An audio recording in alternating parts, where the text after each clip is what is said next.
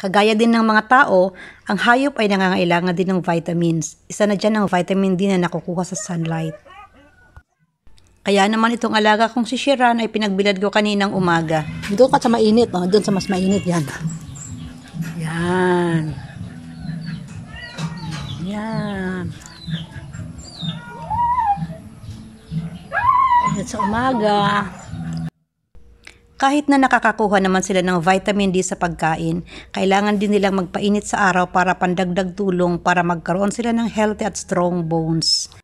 Lalo na sa ganitong age ni Shiran na nagdi-develop pa lang yung mga buto. By the way, ito nga pala si Shiran ay 9 months old pa lang ngayon. Kaya mas lalaki pa to lalo na kung mabibigyan ng sapat na pagkain. Di naman siya mapili kahit ano lang. Pag may extra budget, bumibili ako ng cat food at kung wala, kung ano na lang yung ulam namin. May muta ka pa, be.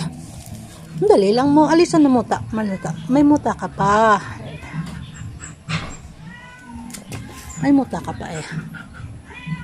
Alisan muna natin. Linisan muna. Di ka pa nagkilamos eh. Doon ka sa mainit. Oh. Doon sa mas mainit yan.